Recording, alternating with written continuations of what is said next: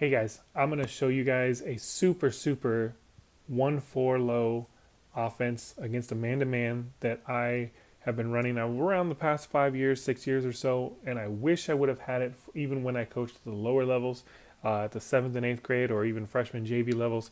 Super easy, super simple with a lot of options. I like offenses that have a lot of different options. It's also a continuous kind of motion type of on and on and on. You can use it as even a stall if you want to, just to waste time. Lots of options. Got the backdoor cut on it option too, which I really like as well. So again, it was something I wish that I had done when I was in 7th and 8th grade, but I didn't pick it up until later on in high school. So yeah, let's get right into it. Okay, here's the setup. The setup is that I have a 1-4 low. Okay, you're gonna have your point guard on pick one side or the other. You can see my point guard here coming down the right side of the floor, which means the opposite block is coming to set the screen. So basically for me, I like to have my 4s and 5s on the block as the screeners. You can have it any way you want. Maybe you don't have 4s and 5s, so you can just have, two of your best screeners on the blocks. The rule is when the ball is opposite of you. So if I'm on the block and if I'm on the left block and the ball is on the right side, that's my cue to go. And vice versa on the other side. So whenever the ball is opposite of you, it's your cue to go set the screen.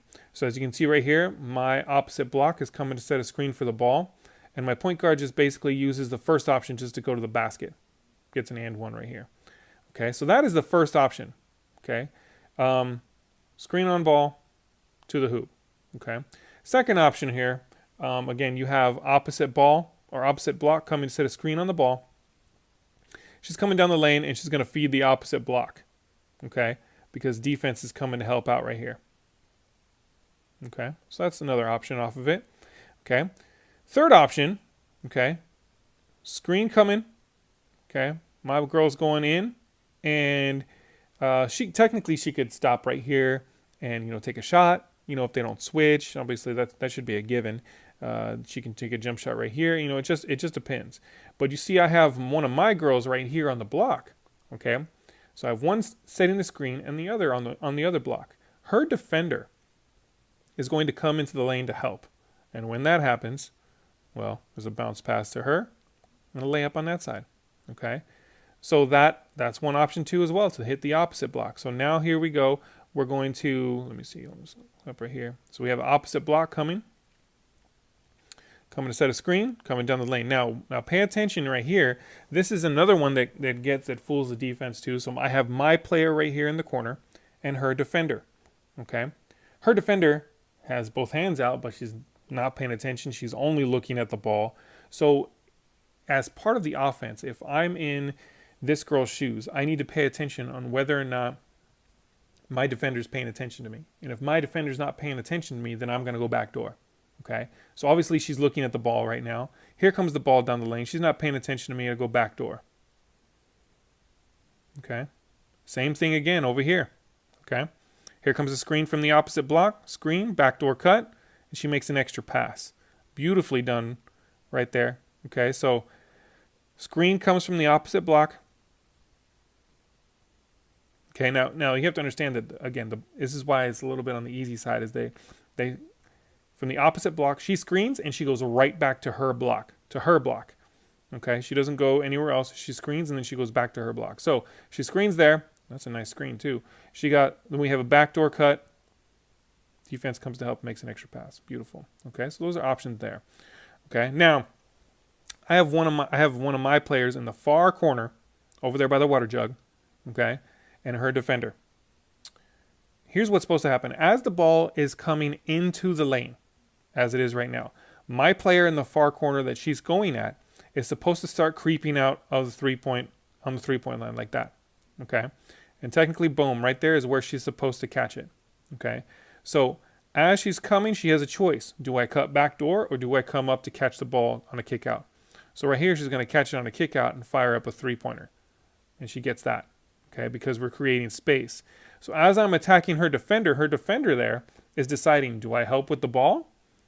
Do I stay here in case my player does a backdoor cut? Like you're kind of putting her in a tricky position. So that's why we want this player in the corner to sneak out as the ball's coming, catch it, and be ready to fire. Okay. Now, ironically enough, I found this just the other day, and I didn't know this before because the Oregon Ducks essentially run the same play, and I did not know this until the other day. I didn't get it from them, but I thought it was really cool that they were running the same thing. So again, here we go. Block, screen, going to hand it off, and here comes the opposite block. Look at that block over here. She's going to come set a screen, and the girl goes right down the lane for a layup. Okay, you're going to see that next right here. Screen, coming in, kick out, wait for, here comes the opposite ball screen, right down the lane. Gets fouled going up. So here's my thing is, even coming in right here, it's important, especially from me and the girls, like I want my girls to kick out, catch, boom, freeze right here. I don't want them to continue dribbling once they get the handoff. I don't like that. They get a little antsy and they want to go. When they get the ball, they have to wait. And so for me, I'm yelling on the sideline for these post players, these girls on the block, hurry up and get out here and set a screen because we're waiting for you. So you can see these girls coming from the opposite block. She's coming to set a screen and then takes off. Perfect screen. Coming down the lane, you can see my player in the far corner coming on the backdoor cut. Also right here, boom, we could have made this pass right here, bounce pass right there too again. Okay, but instead she's going to go in for a layup, get fouled on the way up. Okay, so now this right here is probably the best example of the girls are going to run this play over and over again. This is probably the best way to use it as a stall. Or for me, I like to run the offense over and over again until you get the exact right option that you want, one that you're comfortable with, because eventually one of them is going to fall asleep on the defense and you're going to get something. You're going to get one of the options to get open. So here we go. They're going to run it through here. Opposite block, comes up, set a screen. Drive in, kick out. Opposite block, drive in, kick out. Drive in, kick out.